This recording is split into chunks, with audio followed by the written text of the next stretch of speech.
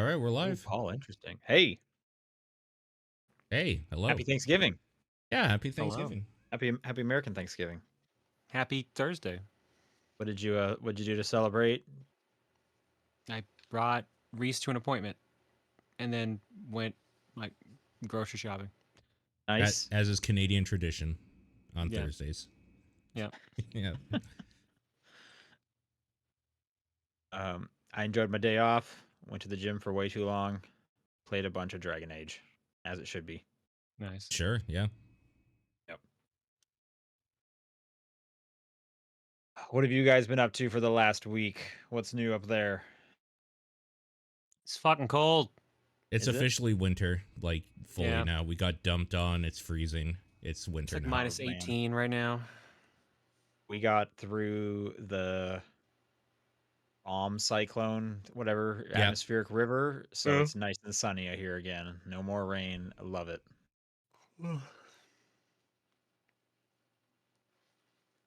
That's me. And for the first time, so my movie subscription, movie theater subscription thing, as I get 3 movies a week, Yep. I maxed it out for the first time ever. I have to wait before I can see Moana 2. I was gonna go today, but I Okay. went to 3 movies on the weekend, Okay. which was I'm gonna That's say a too lot. many. That's a Yeah, lot, it's too dude. hmm many movies.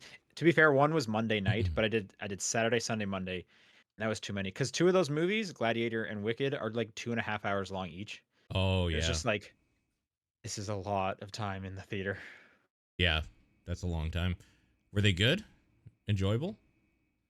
Yeah, I liked them both. I should caveat the Wicked part with like I'm not a musical guy really. Mm. Um, so I don't know how much like my opinion on Wicked will mean to some people because I have friends where this is like almost a religious experience that this Mm. movie came out. Huh. Like Wicked is a massive deal to some people. Um, There's a reason they advertise it so heavily.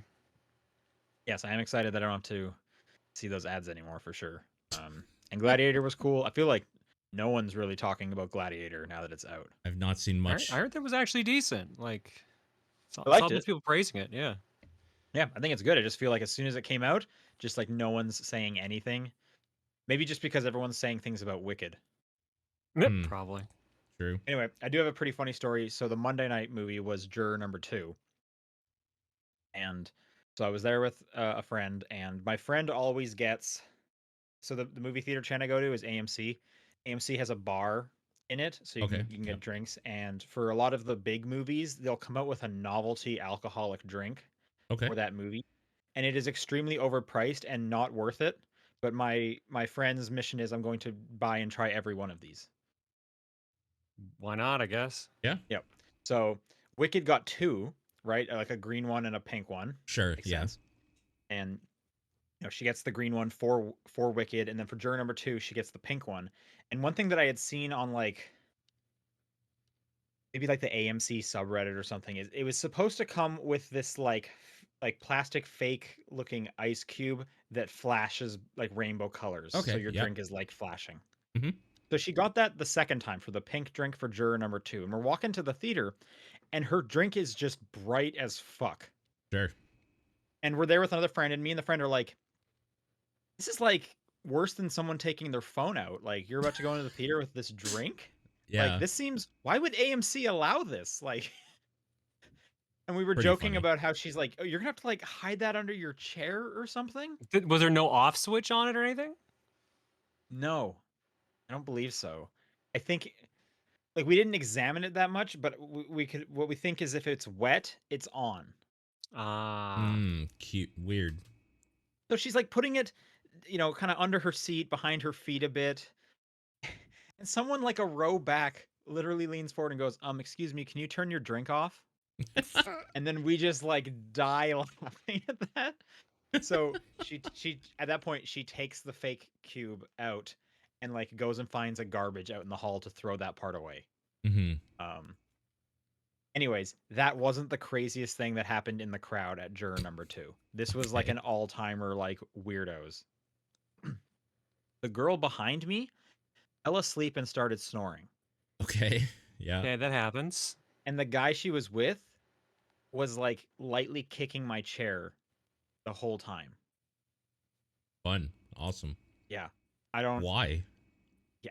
I don't know. Like it wasn't hard enough to be like I was doing something wrong, but like it wasn't light enough to be like just kind of brushing against it. Like it was like a weird middle ground where it's like what is happening? And Hmm. then the lady he was with was asleep snoring. Halfway through the movie, that lady's phone goes off audibly, Hmm. and I hear her say, "Oh, we should get going," and they leave. Weird. Huh. Okay, part 3 now. Okay. A What? couple halfway through the movie comes into the theater and sits down and watches the rest of the movie. What? Okay. And All I'm thinking right. like, I'm like, are you guys like, buy one ticket and like see multiple movies? But like, why would you pick Juror number 2? Yeah. And why would you come in halfway through it? I don't understand. I don't get it. Maybe they got out of their movie earlier. Like, hey, let's see what else we can sit in on that people will notice. Yeah, but like halfway through a movie, like do like the smallest bit of planning and pick a movie that like is just starting. Right? If you're gonna like steal a movie. Yeah. It also seems like you probably should know what's going on for that movie in particular, story wise, right? When you jump I in. mean, I would argue you should know like the first half of every movie is important.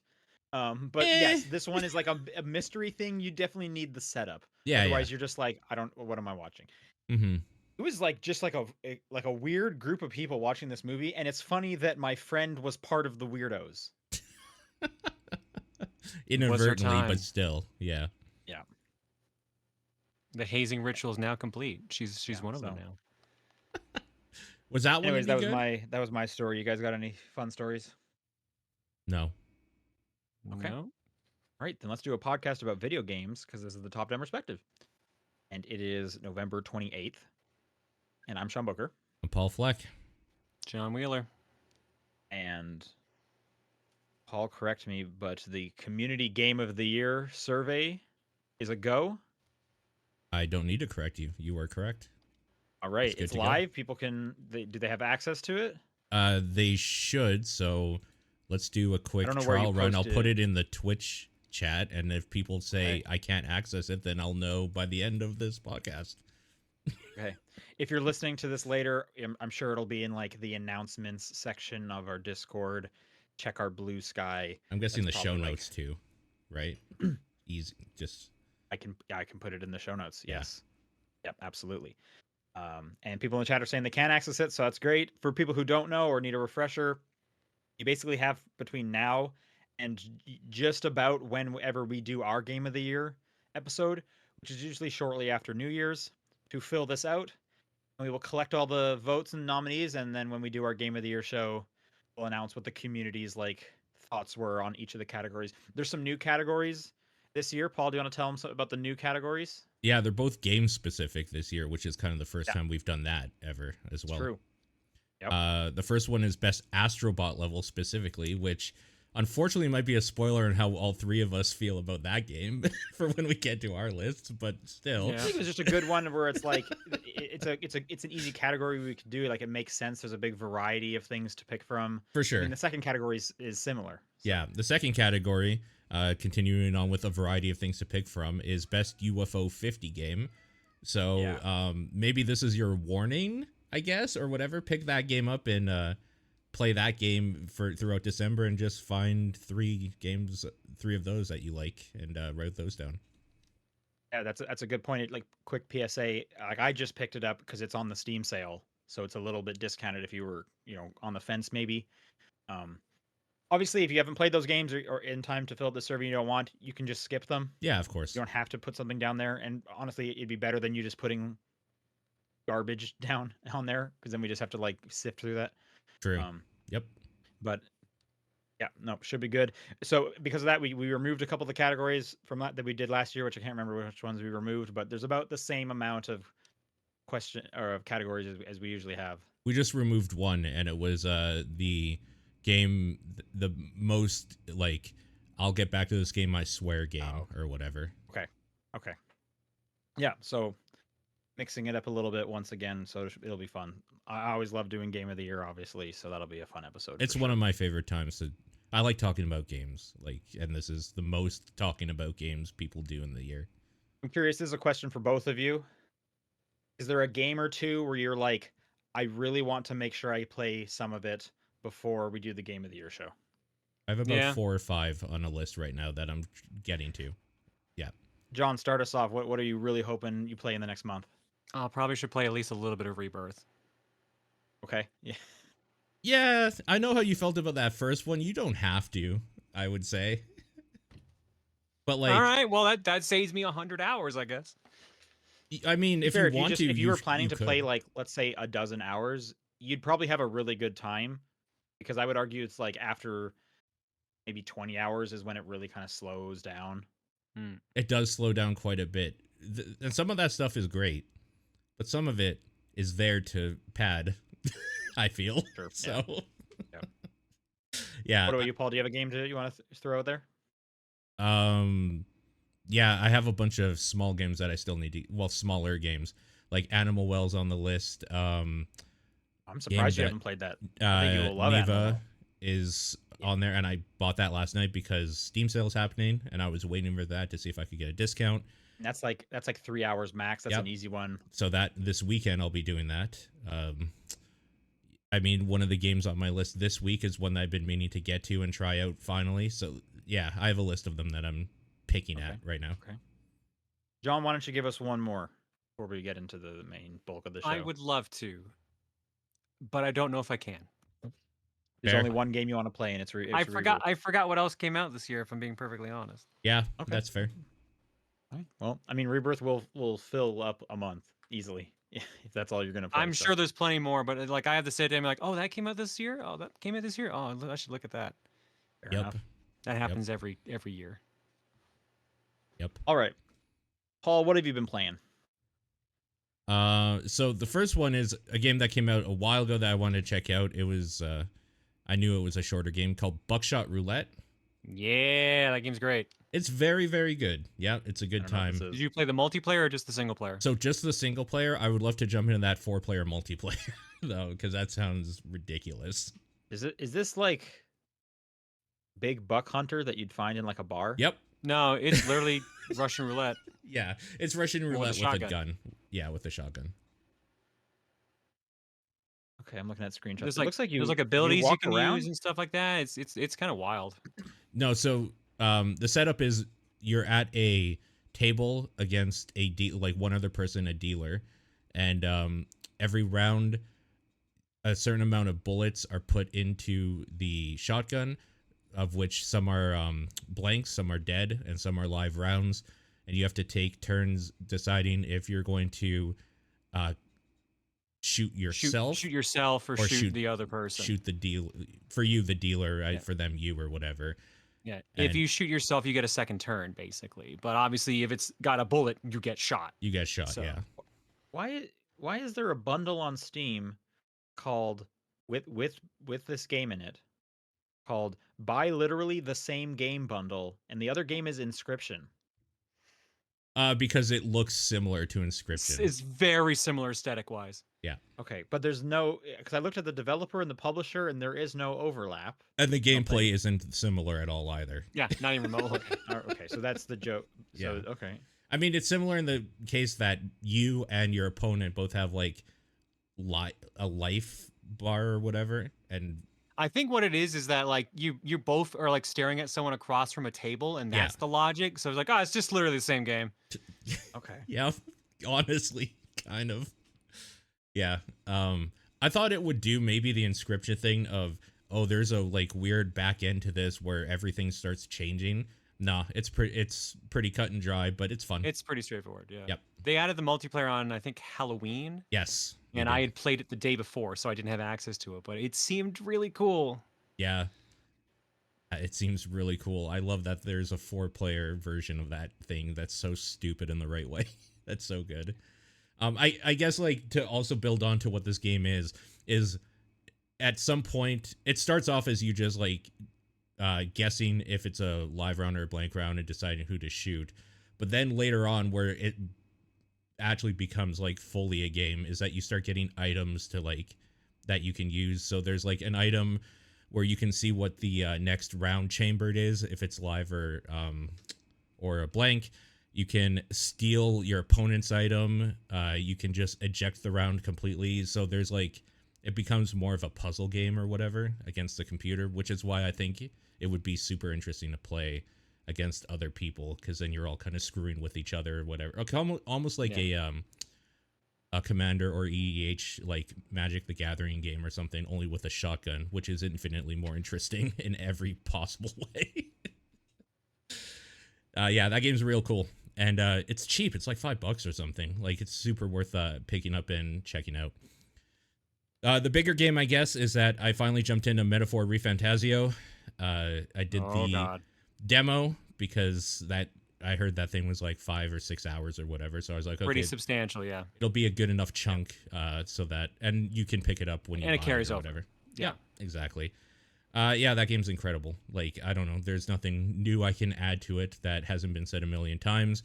I think I like the setting more than like a Persona. It's just nice to not be like in a school and kids or whatever. Like, it's a completely just different thing that they're going for story wise or whatever. And it's kind of interesting. Finish the demo? Yes, I did.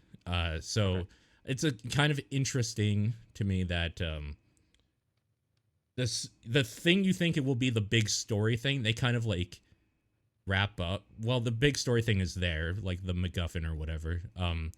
But like the stuff with like they're talking about the king's funeral or whatever. That like is kind of the first timer that you're on, I guess. Like, but it's just a story thing, and it's the end of the prologue, and that's like where things start getting like really batshit crazy. It's just like, okay, I kind of see where they're going with this, and it's pretty interesting. And even in that demo, they do a few things that I was like, wasn't really expecting that. Pretty cool or whatever. And voice acting in that's great. Everything about that is just really, really solid. So if you like the JRPG sort of thing, it's like a no-brainer. You should be picking that thing up. It's very good. Do you think you'll continue? It's a pretty big ask. Yeah, so that's the problem I'm facing right now, where it's like I would love to, but that thing is not going to be done by the end of the year at the very least. So I would like to get back to it, but because I put a bunch of hours into it, but I still also have a bunch of hours to go. So yeah, it's rough. Yeah, it's really, really cool though. Well done on them again, I guess. Nice. Okay, John. Still playing Brothership.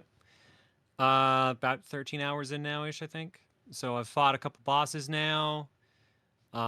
Story is slowly starting to pick up. Mechanics are starting to pick up because the pacing at the beginning is garbage. Right, you're saying that. So slow. But like I'm at a point now where they're still introducing mechanics, but like I commented on how it took so long to get to a first boss fight. Now they're starting to throw them more regularly at me, which I'm like, oh, thank goodness. And then they're introducing all these new mechanics. Like there's a plug system in this one where you can create all these different plugs, and you have like a power bar, for lack of a better term. It's literally a power bar. You plug the plugs in during a fight, and they all have different effects. Like, okay, if you get an excellent on your attack, it drops a steel ball on someone. If you get an excellent on this attack, it like does an AoE explosion around you. Like all this other stuff. Like if you keep this on, like you have a better chance of getting loot. If you don't get hit, you'll get like bonus money, etc. All these little like nice buffs, but they have certain amount of uses, and then after they're used up, you have to do, I think, whatever amount of turns it says to get them to be usable again. So like one of the ones I has 3 uses, and then I have to do 30 turns to get it back. So it's like one of those like really make sure you use this at the right time kind of deal. And there's no penalty for switching them. You can do it in the middle of a fight without losing your turn or anything like that. So it's actually like kind of a neat mechanic they haven't done in any of the other ones. So that's got my interest. So I'm curious to see how much more they'll do with that. But like otherwise, just moving along at this point. I'm on my way to the second major MacGuffin, the second like big lighthouse. So we'll see how it goes. But so far, it's starting to pick up a little bit finally. But it is. Everyone's telling me it's really long, and I'm like, I can see why. You think you're gonna finish it? I'm gonna try to. Nice. The last Mario Luigi game I played proper, I got 40 hours in and stopped. And I was like in the second last area of the game, so hopefully this one fares better. This doesn't sound like it would be the one to start with from anybody that I've heard talk about it. No, honestly, I'd say start with the original, the Hmm. Superstar Saga, or Bowser's Inside Story. That's the one I keep hearing is like the one, I guess. BIS is considered the best one. Gotcha. Yeah. And that's it for me other than Pacross. Cool. Nice. I'm reading Tetris Forever. Oh, yeah. The Okay. latest gold series from Digital Clips, which I love those little interactive documentaries that they put together. And then out of the ones they've done, Atari, Karateka, and I think this is the third one actually, hang on. There was the Lamasoft one, but one of those didn't count for some reason. I think the Lamasoft one is the one that didn't count. That's not a gold series one, no? I don't think so. Unless I don't even remember. Atari might be the one that didn't count for all I know. No, I think Atari was the first time it was this beginning of it. Atari 50. Lamasoft has O2 on it, which means it is part of the series. So Making of Karateka doesn't count. And I don't remember why. I should look up why it doesn't count. Second release in Digital Go Master Series that began, Karateka is the first one. Oh, so Atari isn't the first one. So yeah, no, it's Karateka, how you say it, is the first one. Then it's Lamasoft. Then I guess it's Atari 50, and now it's this one. Well, no, because this one has the 3 on it. Like I can see that for sure. And Atari 50 came out first. So well, then Atari 50 is the one that doesn't have it then. Oh, weird. Okay, I was mistaken. I mean, so I played all of them except the Making of Karateka one, which I do want to play at some point. But out of the games selected, this is probably the one I have the most interest in and knowledge of.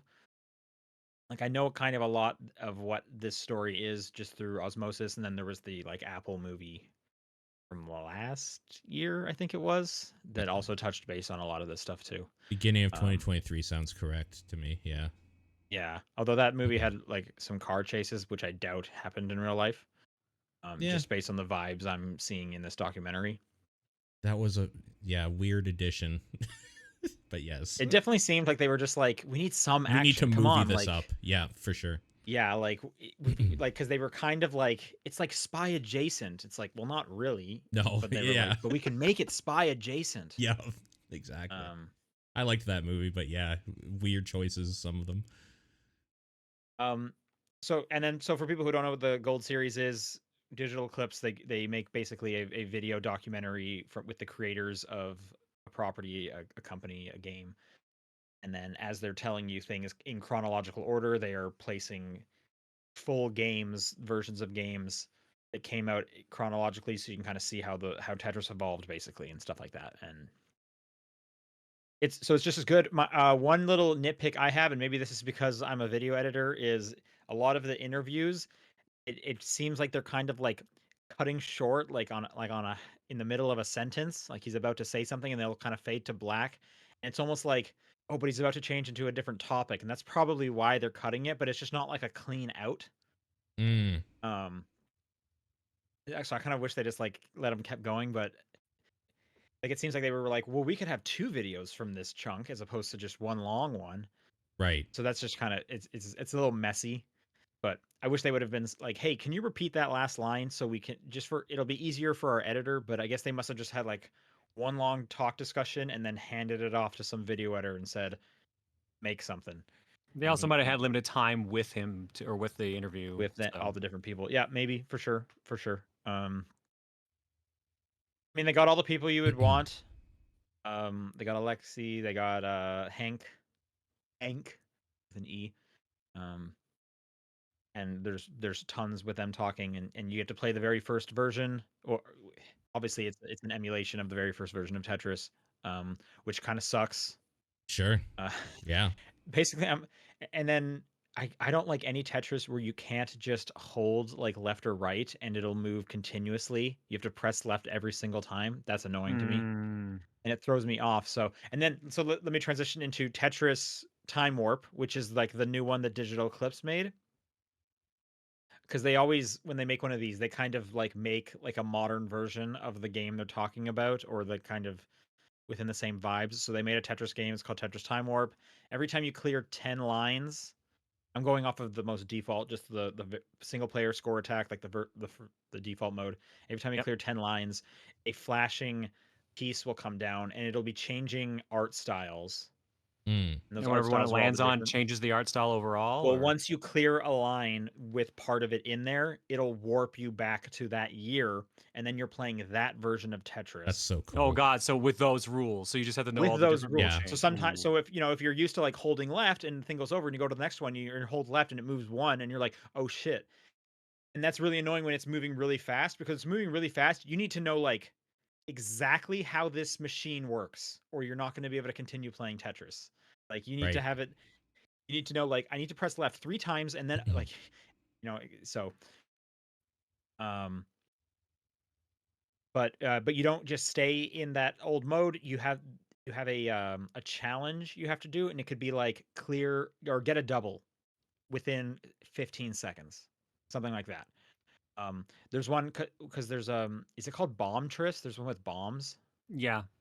Okay, so I haven't played that one, but I keep getting warped to it, and they're like clear one big bomb, and I don't exactly know how to cause a big bomb versus like the little bombs. So I definitely need to like go back a few steps and play some Bomb Tris or whatever the bomb one is from. Bombtress or Bombliss, something like that. It's one of the two.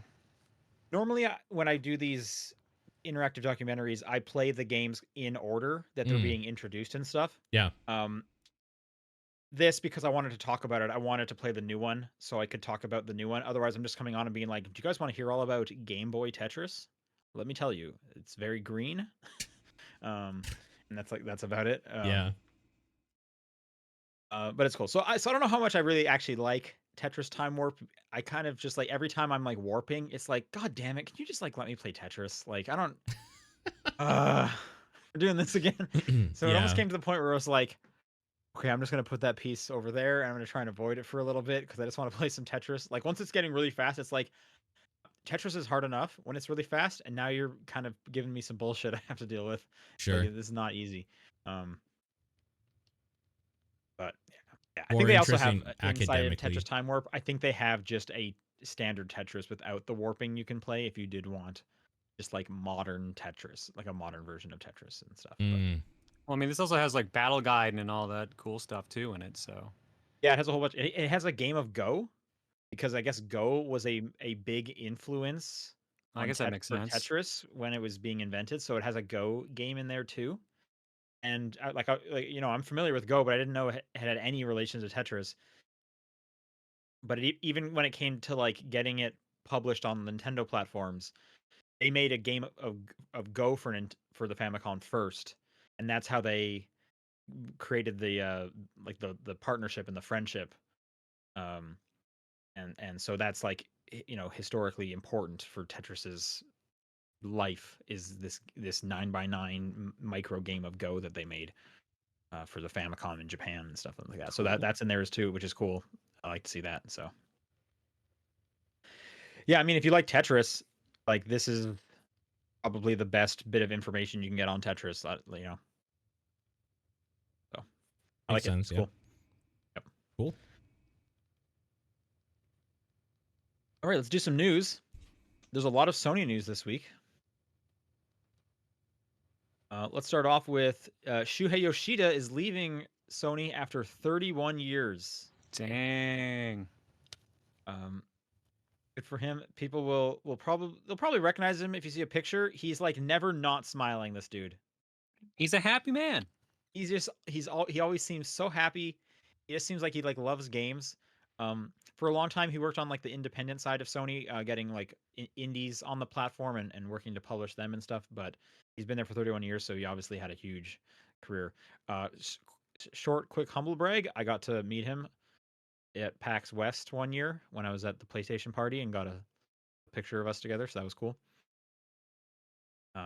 Nice. But I mean, he's leaving January 15th. That's his last day. Good on him. There is a blog post over on the PlayStation blog where they did a whole interview about his career. They also published that as a podcast on the official PlayStation podcast. One of the episodes is the interview as well. So if you're interested in kind of hearing his thoughts, he goes through what his favorite game on every PlayStation platform was.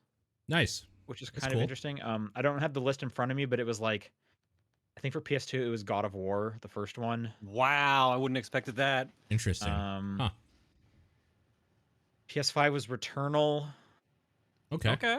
Yep. and I can't remember the tweet or Original. whatever. Yeah, the other ones were no, because he did the handhelds as well. Like he did every PlayStation Oh. He did the VR as well. So the first VR was Astrobot. The second VR, I had never heard of that game. So every platform they had, he had a favorite game that he listed off and stuff. So yeah, if that's of interest to you, you should look that up. Seemed like a cool dude. I'm glad he's leaving on a high note. Yeah, it's awesome. Yeah. I'm trying to Apparently, find he's his still games. staying in gaming. He's just not working at Sony anymore. Right, he did say he wants to stay in gaming, so we'll see where he ends up. Xbox, right? He just shows up over on Xbox. God, I hope not. I mean, I doubt it. yeah, like you never know, I guess, but yeah. Okay, I have his games if you want them. I can Oh, tell sure, you. yeah. Why not? Yeah. PS1 was Ape Escape. That makes sense. I think he even worked on that. God of War, PS2, as you said. PSP was Hot Shots Golf Open T. Oh, okay. I guess portable golf. Yeah, I can see that. Journey was PS3. Oh, Okay. right, yeah. A good pick. Vita was Sound Shapes. Ooh, good choice. And PS4 was Infamous Second Son. Wow. You don't have the VR titles there? No, this is all that I was able to find in one place anyway. All right. Cool.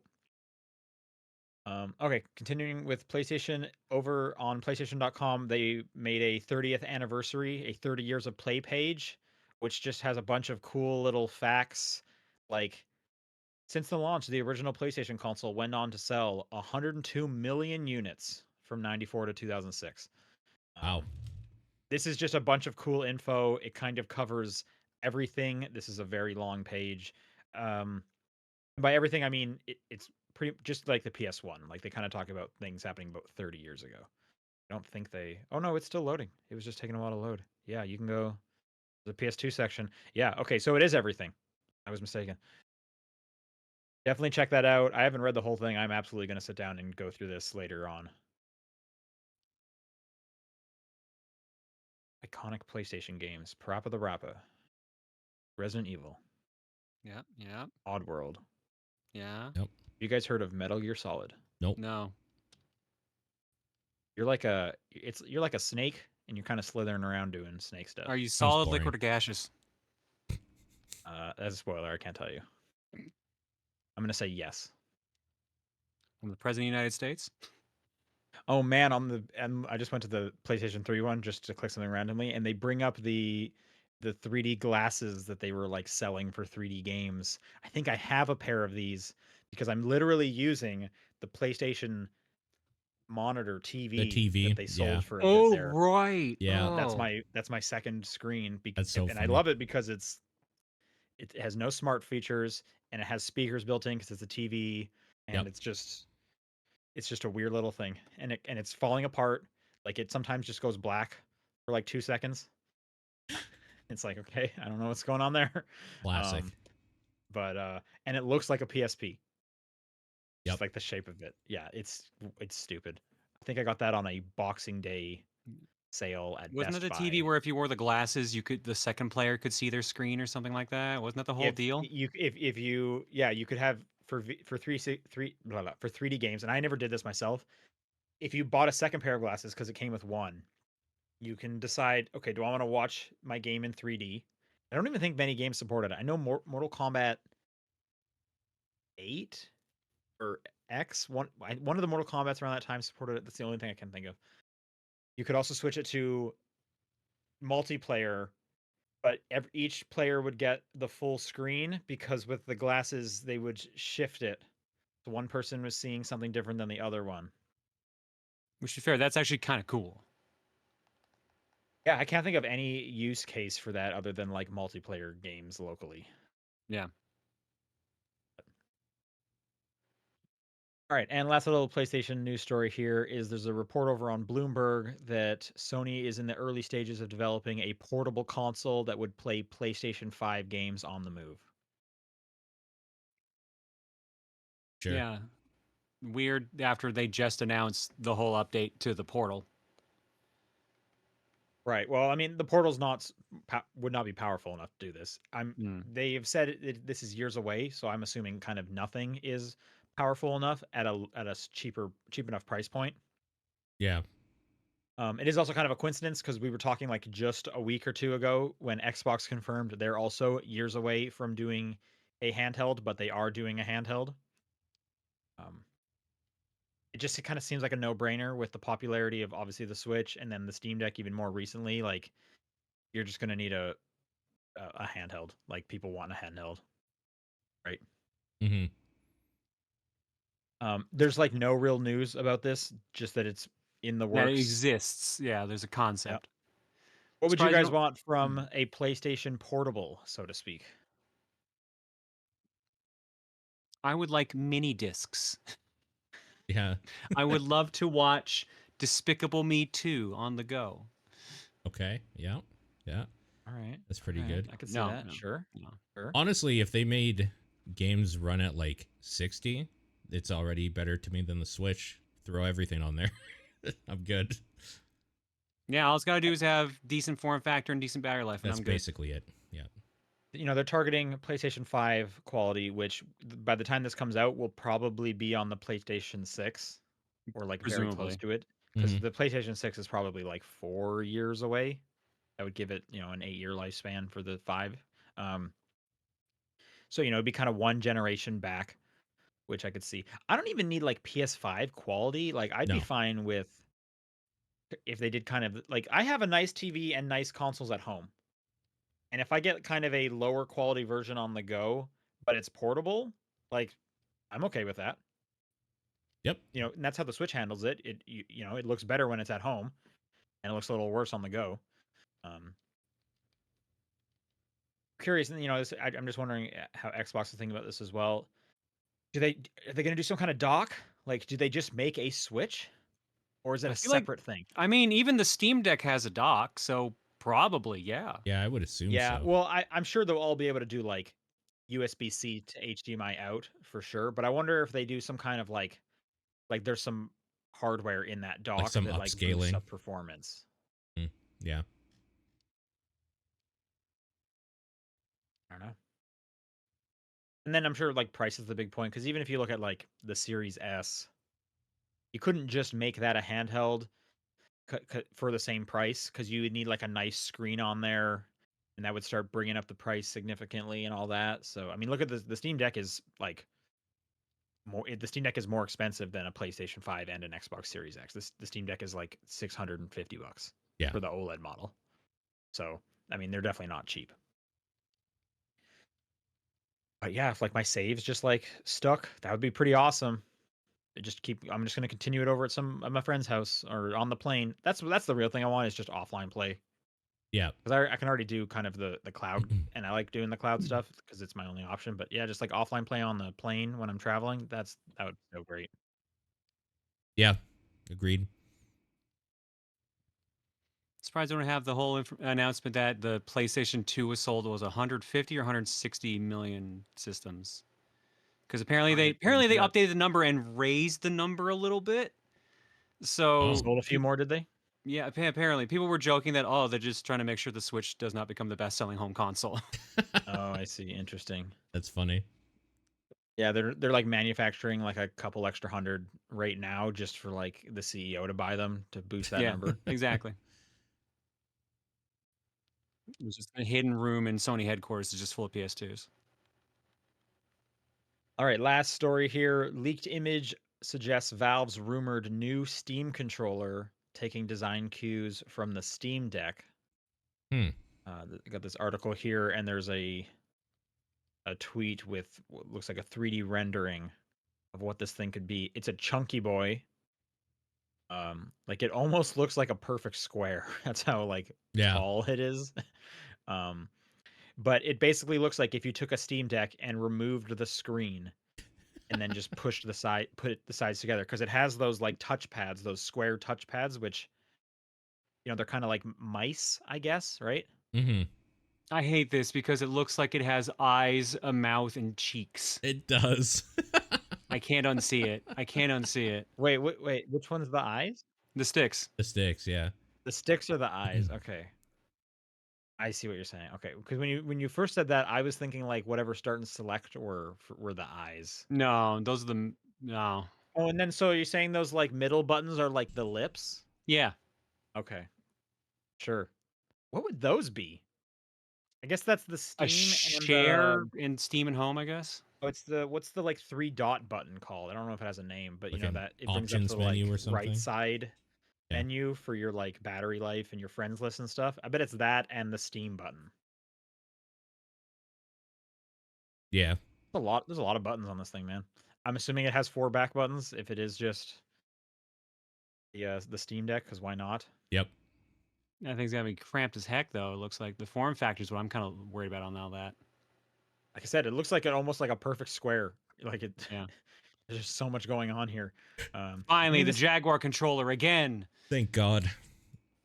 or kind of reminds me of the Dreamcast controller shape a bit, because that one was also like A little not really bit. I could tall. see it. I mean, at least that was a little more taller, a little more round on the top. Yeah. Yeah. I think the Steam Deck feels good in the hand. I'm assuming this will feel exactly the same, just closer together. It does seem like the dog bone equivalent of the Switch. So, But yeah, I guess they're working on a new one. I don't know why you would get this. You know, Steam.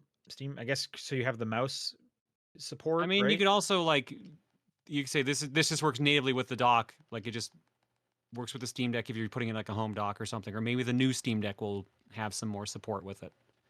But you can already just Bluetooth like any controller to your Steam Deck. I know, but Works totally fine. Valve wants more money. Sure. I mean, okay. I'm just wondering why you would get this instead of just use the controller you already have. And all I can think is you really like those touchpads. Yeah. That Which I would be don't the only use reason. those touchpads that much personally. But They're maybe I'm just neat, not but playing yeah. maybe I'm just not playing like I don't know, games that like really benefit from like a mouse cursor on screen when I'm using my Steam Deck. So maybe I'm just kind of not the target audience and I don't really know. Hmm.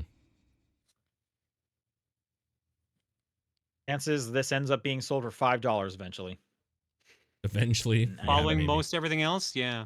Yeah.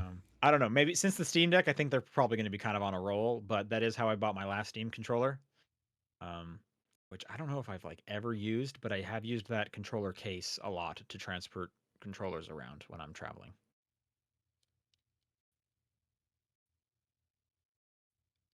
All right, that's it for news. Let's talk about some questions. Oh, real quick. I got the 30th anniversary PlayStation 5 Pro. Nice. Yeah, it came in, huh? It did come in. It looks so nice. The box was huge. They sent me Yeah. the whole collection. Like Oh, so you got everything.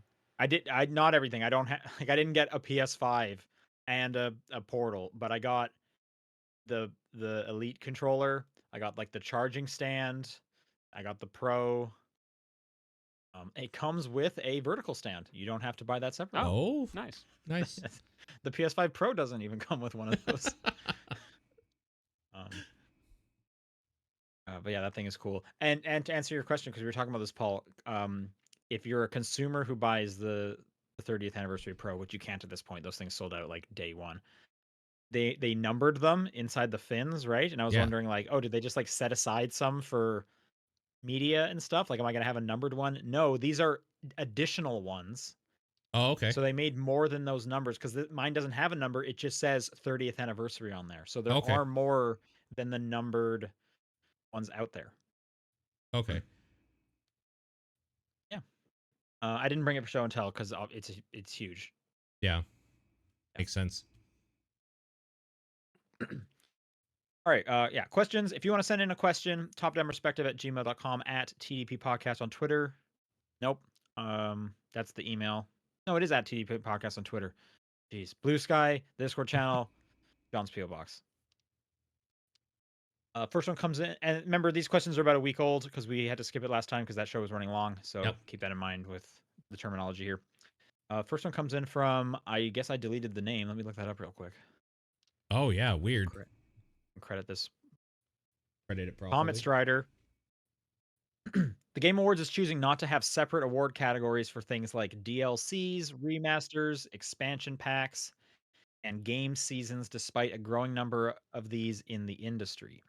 Have you considered adding categories for any of these to the yearly TDP Awards survey, which we all know is for the award show that matters the most? Note, I personally think remakes don't need their own category, but the things listed above do. What are your guys' thoughts? I don't play enough DLC to be able to justify that, but I think they are at a point where DLC is a separate thing altogether. Mm-hmm. I was having I don't think remasters need to be. yeah. I was having this conversation with somebody. Like, rather than doing a top 10, I would be fine with doing like, this is my few favorite games of the year, and then just listing a bunch of different categories, because I like kind of compartmentalizing in my mind. Like, I think this game did this the best or whatever. Like, the top 10 is fun as like just trying to like get 10 games and see where they rank against each other. But like, even in that top 10, it's like, well, these are all kind of won in a different way for me, and it would be kind of nice to like, Sure. If it was up to me, we wouldn't do the top 10. We would do like a bunch of different categories for like 2 or 3 or whatever. But Aren't we doing both though? Like we have a bunch of different categories. no, we don't do like best remaster, best DLC, like very Like specific. you want even more categories? Yeah, like Okay. hundreds of them. I would like to just talk. I just geez. like to. I'll just like Right. surveys. Just I give them love more it. surveys. Yeah, Everyone just gets, it's like a participation trophy. Did you come out this year? Congratulations. yeah, basically.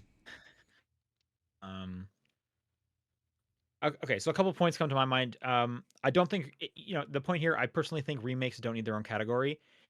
Final Fantasy VII remake is literally called remake. Mm-hmm.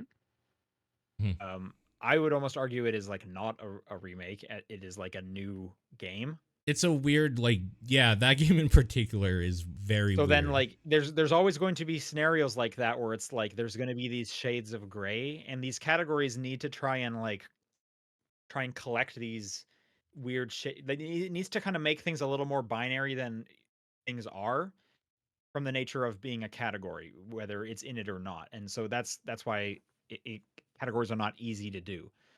For the most part, when we think of like remakes, like, because they can vary so much from like, this is just a port that we made playable again, to it's 4K and that's all we really did. Versus, and then things like Final Fantasy, where they're almost completely new games, or we modernized stuff, or we added in new things, like,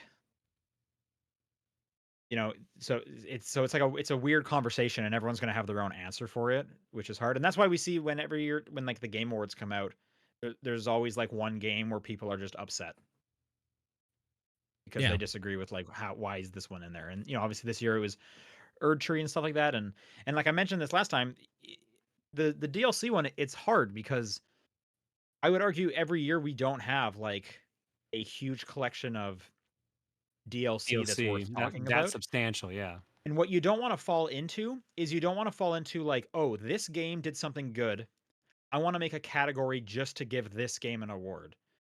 And then you're trying to like scramble to be like, okay, what would 2 and 3 be? I guess this Meanwhile, one we're doing favorite qualifies, so Astrobot level and favorite UFO 50 Yeah, game. like what I mean I know more- where you're coming from to do like a thing that everybody can participate in, but I just disagree fundamentally. I think I like just saying every game that was interesting for a different reason. Like, that's how I would do a thing, basically. Yeah, well, I think I think with what you're saying is you might want to format it more kind of around like high school yearbook. Like this person was voted most likely to succeed, but you would change that to like prettiest game or whatever it is. This No, one, I this would. game I would was just want to voted talk best more audio. about than the AAA's that got released that year, like weird indie thing. Like, because once you start digging into stuff, there are multiple games that have like really cool DLC, but like they're never going to get talked about because why would they, sort of thing.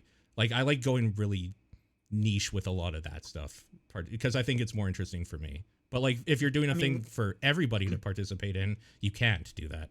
That's the difference. Yeah, and I mean the Game Awards can't really do that because Exactly. no one plays every single game, and the Right. Game Award has to kind of be the thing for like everyone a little bit. And here's the other thing, and I kind of like this point. If you're upset with how one award show is doing it, whether it's the Game Awards or whatnot, go make your own award show. That's literally what Keeley did. Yeah. he's like, I'm gonna make an award show, and he just obviously has the connections to do it. IGN has their own award show. They're doing the indie game award show. GDC has award shows, so it's like there's other award shows.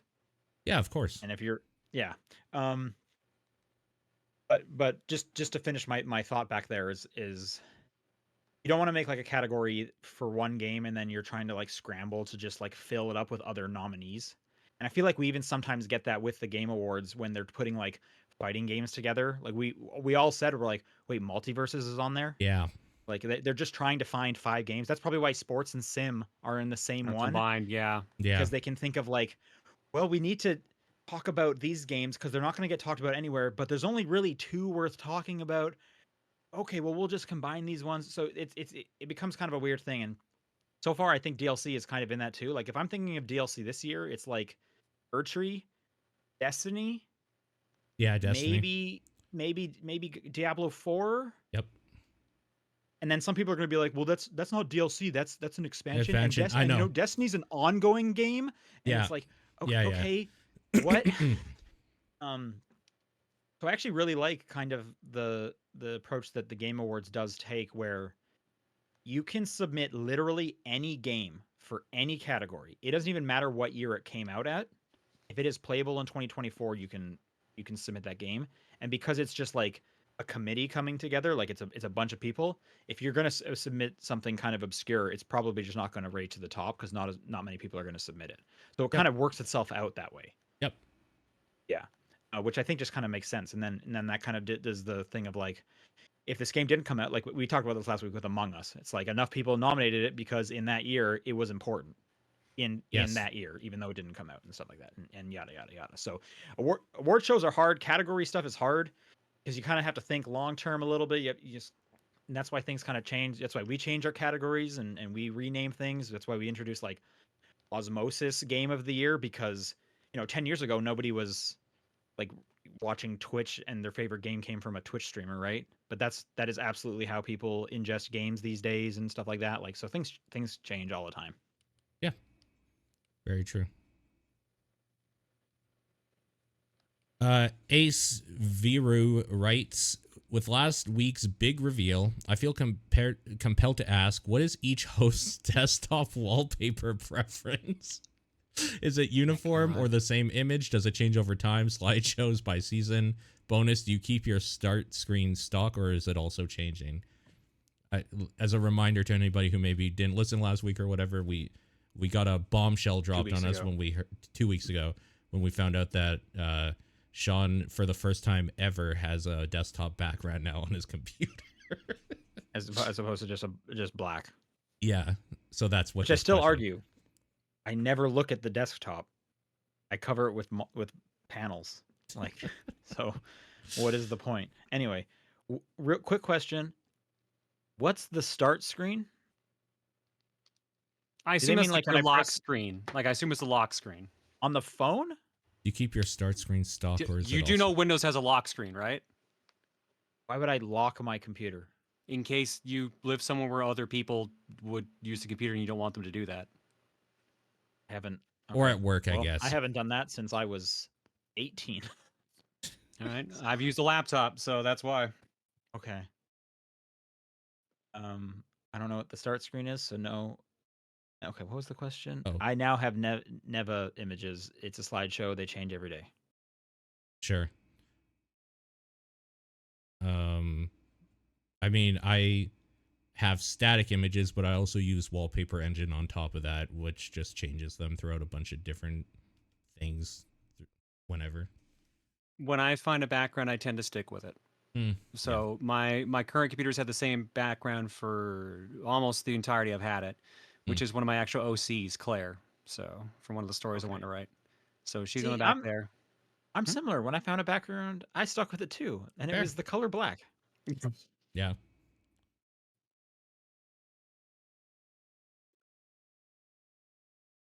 Sukasuki writes in and says, with American Thanksgiving coming up, aka today, it feels like the middle child of the end of the year holidays, with Halloween being weird and quirky and Christmas being the popular one. How would you make Thanksgiving take back its spot as a holiday to respect? We're Canadian. We don't care. And it's not a middle thing. It's Halloween and Christmas for us. So Yeah. yeah.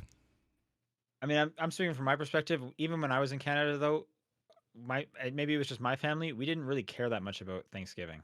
Yeah, we'll do a dinner, and that's about it. Yeah, dinner. That's what we do. Yeah, but it's not like it just wasn't like a big deal. Whereas it is more of a big deal down here. I still would argue Christmas and Halloween are bigger deals. Yeah, of course. Yes. Yep. Yeah. So I think you could even just look at that as like, we all are ranking Thanksgiving as the bottom, regardless of like when it hits the calendar. Mhm. It is the like metaphorical unloved middle child. So how would you make it better? I've got to be honest with you. I could not care less. You got to add some element that makes it interesting. Halloween's got candy that you get. Christmas has gifts. You got to add some equivalent. The only reason Thanksgiving is gonna be ever hard brought to up at beat. all is because Americans like to sell everything to themselves all the time, so they made it sound important with pilgrim bullshit. I think We personally, need I'm not a turkey huge fan. pinatas full of like stuff. You just got to do that. Pinatas make everything better. That's true. Pinata Yeah. would be cool. I'm just not a massive fan of turkey. Like, turkey's such a dry Turkey meat. sucks. It's garbage. I'm not a fan of turkey either. So there's not really a like Thanksgiving like known food that I'm like excited for, really. And I feel like that's kind of what a lot of Thanksgiving is based on, is that meal and those foods. So that's why it's kind of always going to be on the back foot for me specifically. If someone said, "Hey, do you want to come over for a Thanksgiving meal? I just bought 40 burritos and we're all going to share them." I would be way more excited for that event. Sure. Yeah.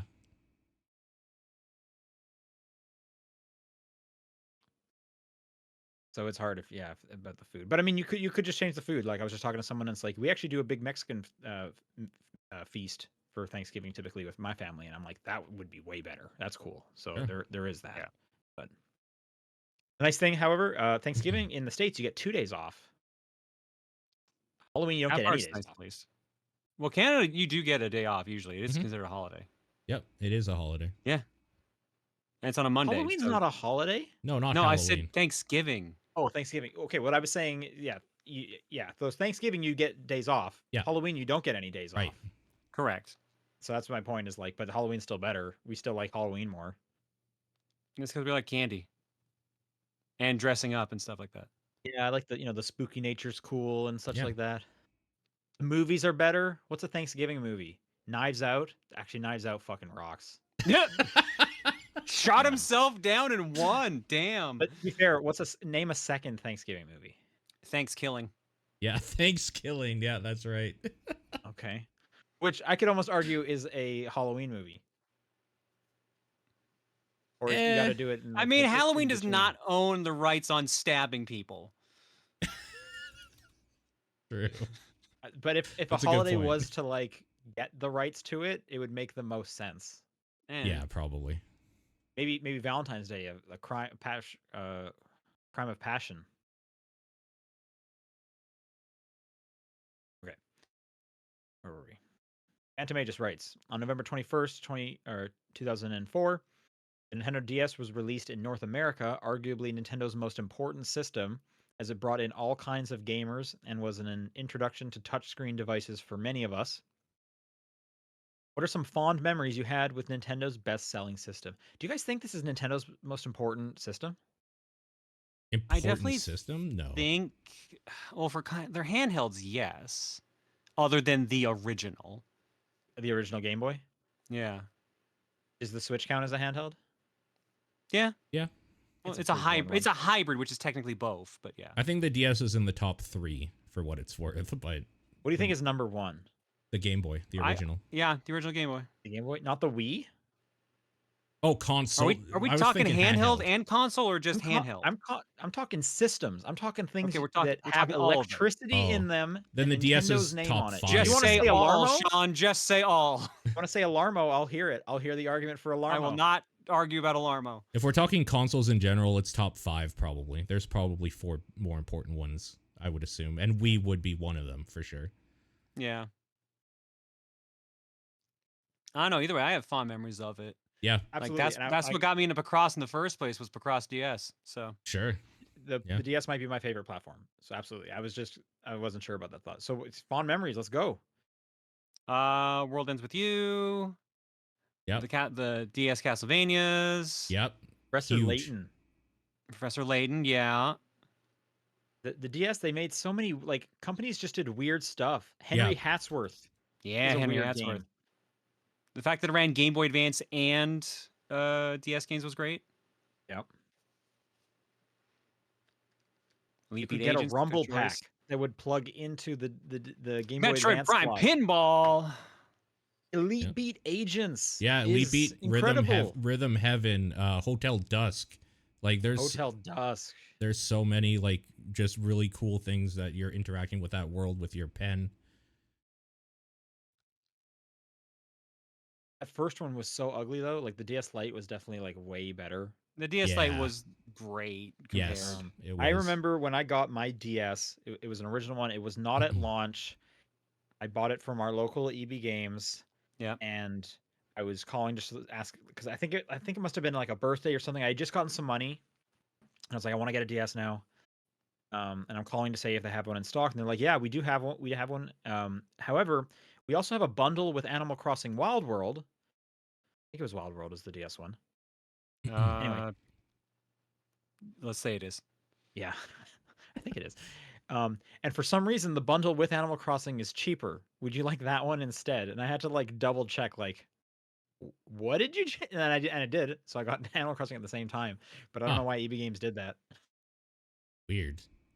Yeah. It might have just been the time you did it. Sometimes they just do that. Weird sale. People saying the DS Internet browser. I think I actually own that. I remember I had it before I had Wi-Fi, so I had that stupid dongle.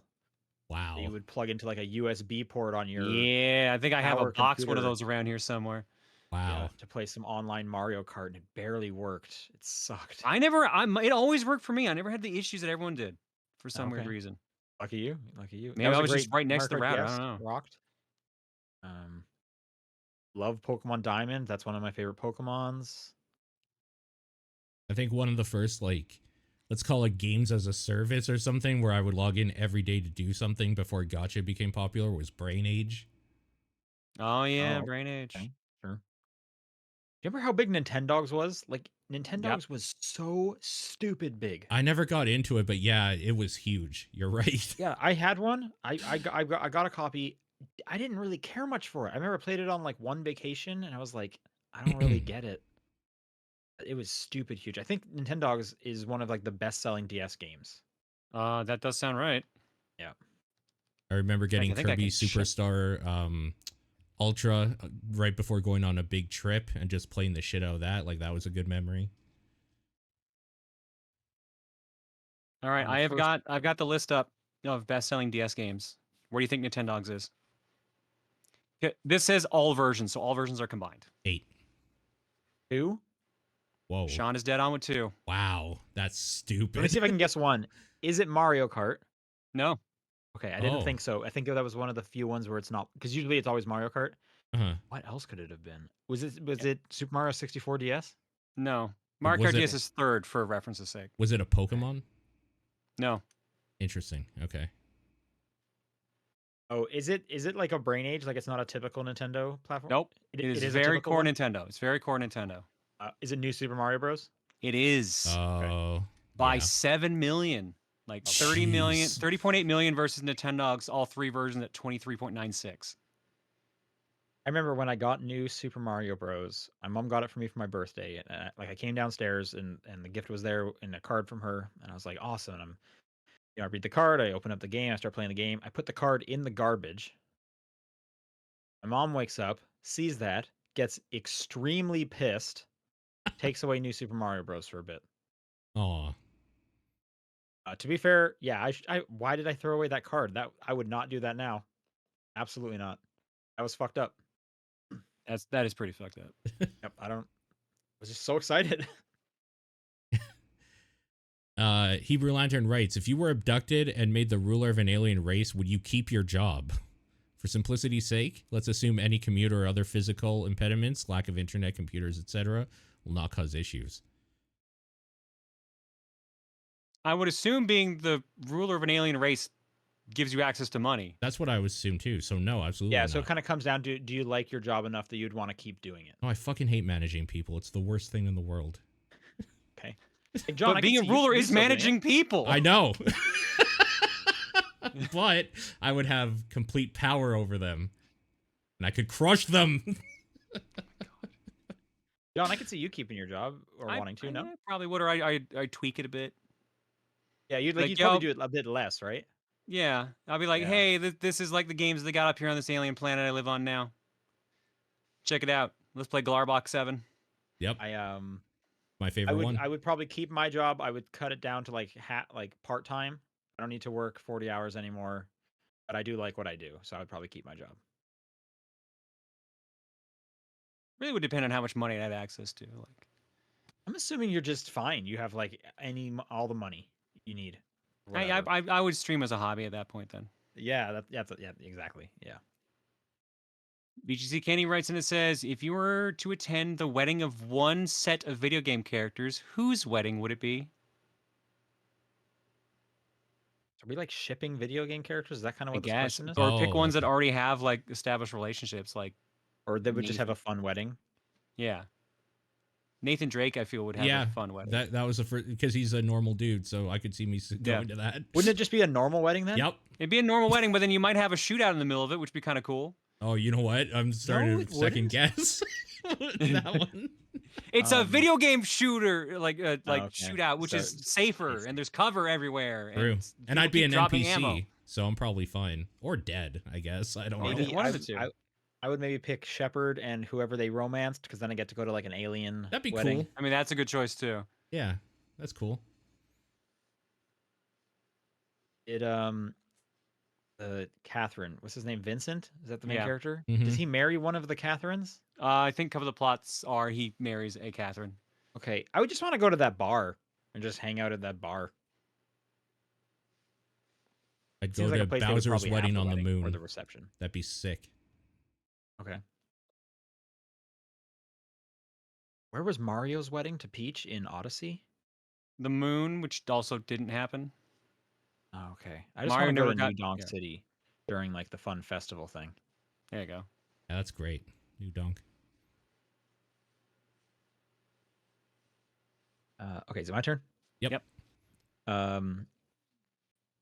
This last from Masterman. This last weekend, I was able to make my first solo trip, as in the first time I went somewhere I've never visited before, accompanied by a bunch of strangers. Paid for it with my own savings, shared rooms with someone I hadn't met before, and was able to come back safely.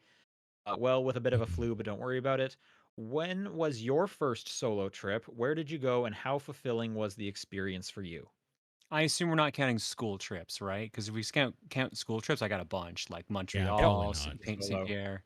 So like without family, because like I don't Yeah, I think feel I've like ever a gone solo somewhere trip is alone. like you're planning it, you're kind of paying for it. Like it is you're the drive to do it kind of thing. You're mostly going alone.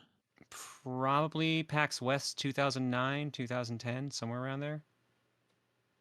Okay. Or like I think I had some trips to like other conventions. Like there was one in Vancouver I used to go to, but that was with like a group of people that from like my anime club. I mean, if that's Nice. the case, I don't think I've ever had one because I've only ever gone because other people have asked me to. I fucking hate traveling. Okay. Pan? Well, I have a lot of these. I mostly solo travel for the most Yeah, part. you are the one who does this a lot. You'll have Yeah. a lot. I love solo traveling. It is such a different, cool experience. I like traveling with people as well. Like they are just totally different experiences, and I recommend them both. But I do think it is very cool to like be on your own, have to plan everything yourself. You can't rely on anything else really, and you just kind of do your own thing. You just meet new friends. I mean, I do that a bunch at like conventions. Like the conventions are Nice. basically my equivalent of this. So Sure. Yep. My first solo trip, it might have been the first time I went to PAX, but that was just kind of like meeting up with people there and at the hotel room and stuff. Yeah. So maybe I'll say Ireland a few years back. 'Cause that was like super, like I wasn't going to meet anyone. It was like I was solo the whole time basically, unless I found people to hang out with, which I did, and that was awesome. But yeah, I can't recommend solo traveling enough. I think everyone should do it at least once just to try it. Like go to a different country and just like I'm around hostels, like just go real cheap. I love it so much. It would be nice to not have to like worry about another person or whatever, like just kind of doing your own thing. That would be kind of sick. Yeah, well, that's always kind of the gamble when you do travel with somebody is like, are we compatible travel wise? Because some people like to sleep in, some people like to go out and do tons of stuff, some people like to relax.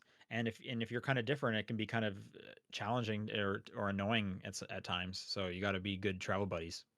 I'm married, so that comes up a lot. Do you guys have different travel styles? She will go to bed early and wake up early, and I will go to bed late and wake up late. So we do clash Okay. on that sometimes. Sometimes we're kind of in agreement, like, well, and whenever the first day we're always like, we're not getting up till like noon. I don't care. Okay. And then like the second day at an event, she'll be like, I'm getting up at like 9. Right. So yeah, she's much more outgoing, wants to go see the sights and stuff like that, or like see like parks and stuff like that. And I'll be like, I want to see like this cool like building or something. And sometimes we line up. So it just depends. Like our Ireland trip, she basically planned everything. And then I was the chauffeur, and then I was like, oh, this is cool. I want to check this out and stuff like that. So like we both want to go on a Game of Thrones tour and stuff like that. So we line up a fair amount, but sometimes it's just funny at cons where we're like, yeah, we don't see each other till like the end of the day. Yeah. Which is fine. Yeah, that's fine. Yeah. I know I'm very much a like go go go. Like when I'm traveling, I don't really do like relaxation trips. I don't like go somewhere to be like, and I'm gonna spend a week on the beach or at the hotel fuck resort. that. I agree. I don't do that. Some people do and they love Yeah. it, and that's fine for them. But I am like, I will sleep when I'm back home. I'm going to cram as many things as I can here. I'm gonna go out late, hanging out with people, and then I'm gonna wake up like 5 hours later and do a walking tour, and then maybe try and get a nap if I'm dying. Sure. Man, I did a trip to Vancouver where I basically was just like, I'm just gonna relax, and I was so bored. Yeah. I had to be like, I need to go do things. Do something. What is Yeah. in the area? But maybe you're just broken and you're just like, I have you- ADHD. That's what it oh, is. okay, Yeah. Sure. That'll do it. Sure. Just to add I on. almost feel guilty if I'm relaxing on a trip. Yeah, because you're I don't know like, if I'd say that. why am I here just like sitting in my hotel room or whatever? This sucks. Yeah. I get that. That's the thing. It's like, I'm not going to sleep in. I sleep when I'm home because I have to, because I need to be able to work the next day. Like, There I wanna is a do stuff. balance here, but yes, I tend more I toward think it you. depends. Like I am the kind of person that will feel guilty before I leave, and then the second I have no control over it anymore, like the second I'm on the plane or on my way to the airport, I'm like, I need this. Sure, Oh, cool. sure. When you're just honestly just When I have no choice, I'm like, all right, now I will relax. just getting out of the city and out of like your familiar cage essentially helps so much sometimes. Just Yeah. like, absolutely. this was good. Yeah. Yeah. Get out of the city. Oh, I know you said you hate traveling though, but you went to Japan. You liked that. Yeah. I hate the actual act of traveling. When I'm somewhere, I'm okay for a bit or whatever, but I need to get home usually within a week or two. I don't like being away from home. I know Japan was like big bucket list. What is there anywhere else where you're like, I would travel for this spot?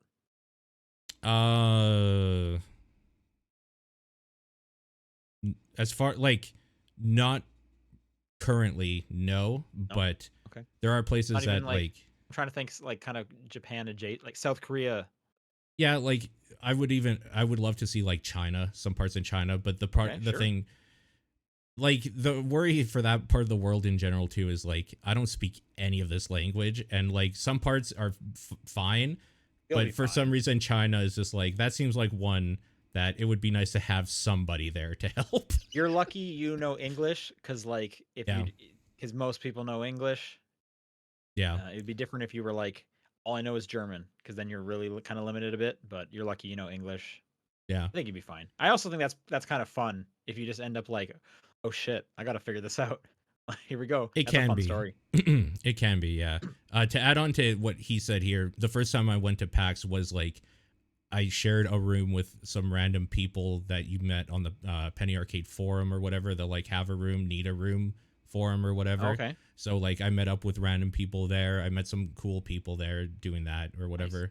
So I did do that, and I don't like that experience at all. So I won't do that again ever. But I mean, yeah, I've you did done not it. seem like you had a good experience when I dropped you off at one of those. The one year we Because drove it together. was just, you know what? I don't want to talk shit about like those guys because they seemed like okay people, but I had problems with them, and I was stuck in a room with them in a city that I wasn't my home. So it was a little brutal, but it just meant I didn't want to go back to the hotel, so I just did other stuff essentially.